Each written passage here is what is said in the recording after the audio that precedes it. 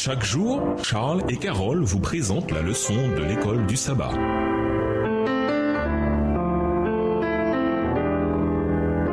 Bienvenue à votre émission. Dieu nous parle. Nous voilà la leçon de jeudi. Pardon et paix. Tout ce que vous voulez que les autres fassent pour vous, vous aussi faites-le de même pour eux. C'est là toute la loi et les prophètes. Matthieu 7, verset 12. Pensez à toutes les manières, dans votre expérience personnelle, dans la famille et en dehors, dont il vous faut mettre en application ce principe et sur les lignes dessous. Écrivez-les et déterminez par la foi comment vous pourriez y arriver. L'auteur des Hébreux conseille: poursuivez la paix avec tous ainsi que la consécration sans laquelle personne ne verra le Seigneur. Hébreux 12, verset 14. Même quand nous faisons toutes les démarches nécessaires, certaines personnes qui nous ont fait du tort n'écoutent pas et ne changent pas. Certaines trouvent peut-être des excuses, mais d'autres non. Quoi qu'il en soit, c'est dans notre intérêt, en particulier quand il s'agit de membres de la famille, d'entreprendre ce voyage de pardon évoqué plus tôt. En fait, le pardon est un élément essentiel de la résolution de conflits, en particulier dans la famille. Quand quelqu'un pêche contre nous, l'ennemi de Dieu aime dresser un mur entre nous et cette personne, un obstacle qui nous empêche d'aimer cette personne comme Christ nous a aimés. Le pardon est un choix que nous faisons pour contourner cet obstacle. Nous ne sommes pas pardonnés parce que nous pardonnons, mais comme nous pardonnons. La base de tout pardon se trouve dans l'amour immérité de Dieu. Mais par notre attitude envers les autres, nous montrons si nous nous sommes appropriés cet amour. Aussi, le Christ dit-il: on vous jugera du jugement dont vous jugez et l'on vous mesurera avec la mesure dont vous mesurez.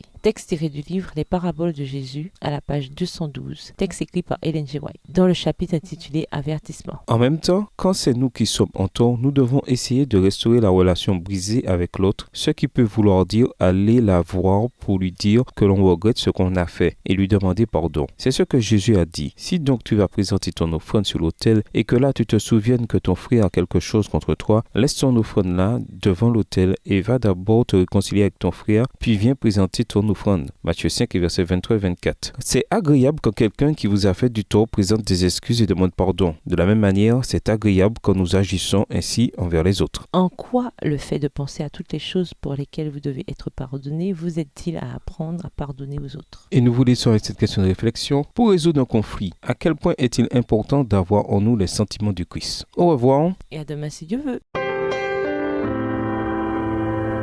Dieu nous parle.